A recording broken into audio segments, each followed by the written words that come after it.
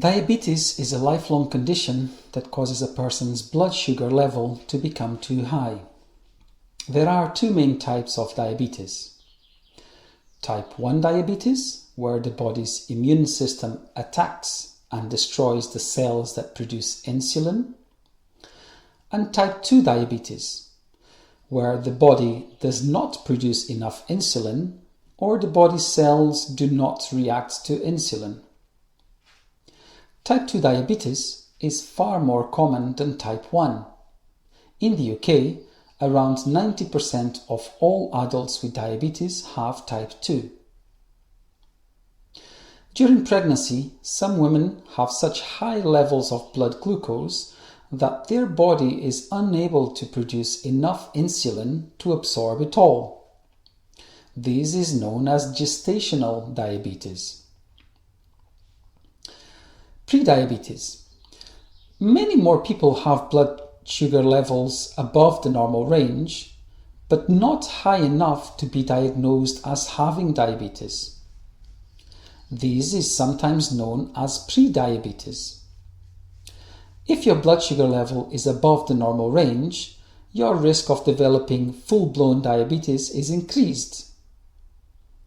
It is very important for diabetes to be diagnosed as early as possible, because it will get progressively worse if left untreated. When to see a doctor?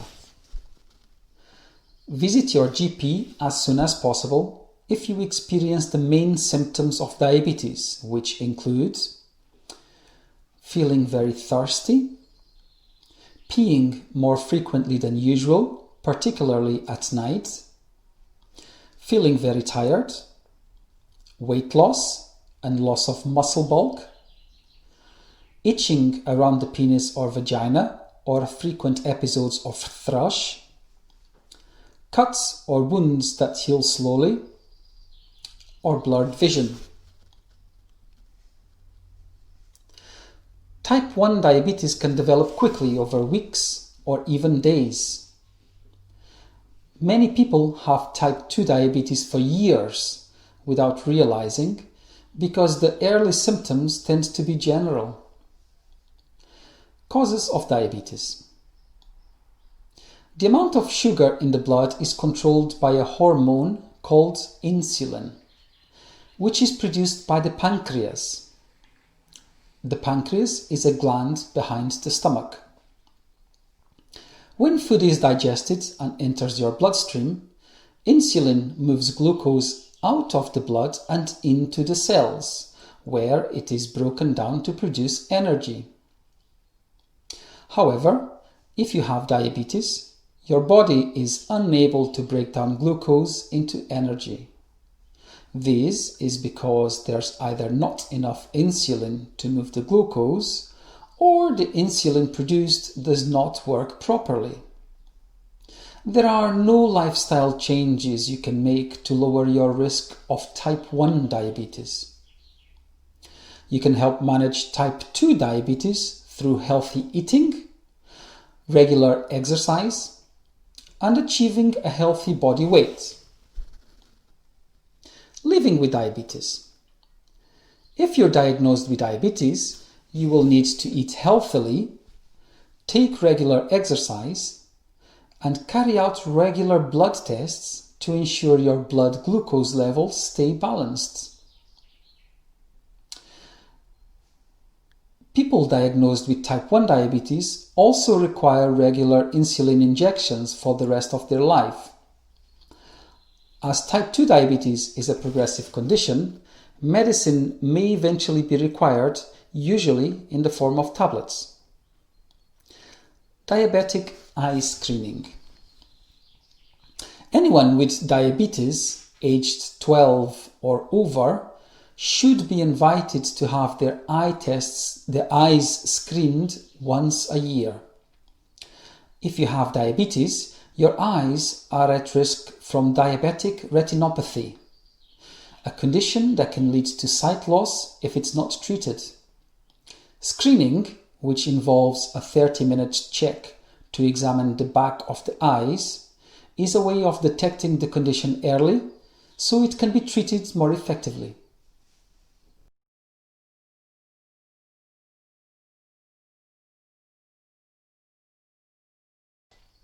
Insulin is a hormone made in the pancreas, which is an organ in your body that helps with digestion. Insulin helps your body use glucose for energy. However, when you have diabetes, sometimes your pancreas doesn't make any insulin, or it doesn't make enough, or the insulin it makes doesn't work properly. And that's why some people with diabetes are insulin dependent, which means they need to take it as a medication. Taking insulin helps you manage your blood sugar levels. You take insulin by injecting it using an insulin pen or by using an insulin pump. Pumps aren't available to everyone, only for people who have type 1 diabetes. Your healthcare team will talk to you about insulin if they think it's the right medication for you. Together, you'll agree the type of insulin you need and how much you need to take. There are 5 types of insulin and they all work slightly differently to manage your diabetes. Which ones you take will be decided between you and the healthcare team. Rapid-acting insulin. You take rapid-acting insulin, sometimes known as fast-acting insulin, shortly before meals or after meals. It works very quickly and it's usually taken alongside an intermediate-acting insulin or long-acting insulin. Your dose will depend on how many carbohydrates you're eating. You will see brands such as Novorapid, Flasp and Epidra if you take rapid-acting insulin. Short-acting insulin. Short-acting insulin is similar to rapid-acting insulin, but is slightly slower. Because it is slower, you need to take it around 25 minutes before you eat. It's called a bolus insulin, which means you take it around meal times. Actrapid and Humulin S are some brands you could be prescribed. Mixed insulin. This is a mixture of short-acting insulins and long-acting insulins. You still take it before meals, but you won't have to take a background insulin as well. You may see brands such as Insulin Comb if you have mixed insulin. Cloudy insulins, such as premixed insulin, should be gently rolled and inverted, turned upside down, 10 times each until the crystals go back into suspension and the solution becomes milky white. You should not vigorously shake the insulin, as these causes bubbles which could lead to inaccurate doses. Inversion and or rolling should be performed a total of 20 times immediately before every injection with cloudy insulin. Intermediate-acting insulin. Intermediate-acting insulin is also known as background insulin or basal insulin. This means it works through the day. It's taken once or twice a day. Brands you may see include Humulin Isophane, Insulatard, and Insuman Basal. Long-acting insulin. Long-acting insulin is slower than intermediate insulin, but very similar in how your body processes it. You usually take it once a day, at the same time each day. Tresiba and Lantus are some brands you may be prescribed. It has been shown to reduce the risk of hypos compared to intermediate-acting insulin.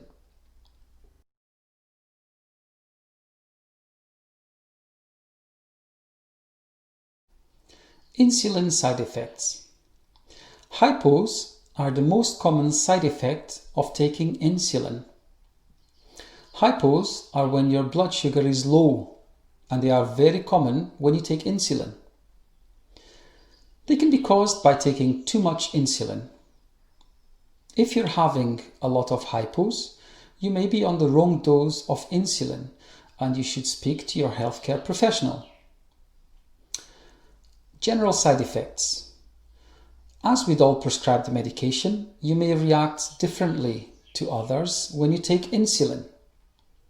You should let your healthcare professional know if you have headaches, nausea, or flu-like symptoms within the first 72 hours of starting any new insulin. Avoiding injection bruises and lumps. Bruising can happen when you catch a tiny capillary under the skin where you have injected. It is quite normal for these to happen occasionally when you are injecting regularly and you're not doing anything wrong. If you are concerned, you could make an appointment with your diabetes specialist nurse who will be able to do a review of your injection technique. In some cases, bleeding and bruising can be reduced by something as simple as using a different sized needle or changing your needle after each injection. Lipohypertrophy, also known as lipos, are hard lumps that can form if you inject in the same place too often. These lumps can be unsightly and can stop the insulin from working properly. So make sure you rotate where you inject and choose a different spot each time.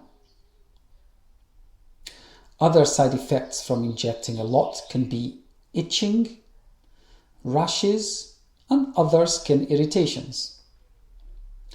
Changing where you inject helps with these too. You can also get treatments from your local pharmacy that will help with the irritation.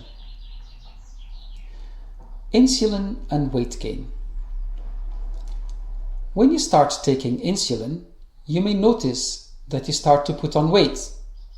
There are lots of reasons for these, like how much insulin you take, your diet, and the type of insulin you're taking. If you're worried about putting on weight, or you'd like some help losing weight, then seek help. Insulin is a growth hormone, and any growth hormone you take will mean putting on more weight. When you're diagnosed with diabetes, it's also likely that you've lost a lot of weight in a short space of time, as this is one of the symptoms, and the weight gain is part of the recovery. How much insulin can affect your weight depends on the type of insulin you're taking. Analog insulin doesn't cause much weight gain, but you're more likely to put on weight if you take human insulin or animal insulin. Dose is also very important. If you take too much insulin, this could lead to you putting on weight as well. And if you're not eating well and you're taking more insulin to deal with a poor diet, this may mean you put on weight as well. Similarly, if you're taking less insulin and eating healthily to try and lose weight, switching back to your regular dose and eating patterns may mean you quickly put on weight back.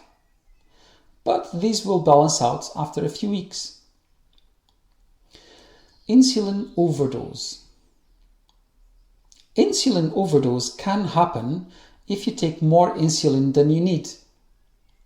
This can be very serious and may lead to severe hypos. The worst cases can make you feel disoriented, cause you to have seizures, and could even lead to death. If you think you've taken too much insulin accidentally, then eat a lot of fast-acting carbohydrates such as sweets or glucose tablets. If you're worried about taking too much insulin or think you may have taken too high a dose, contact your healthcare team or go to your local accident and emergency department.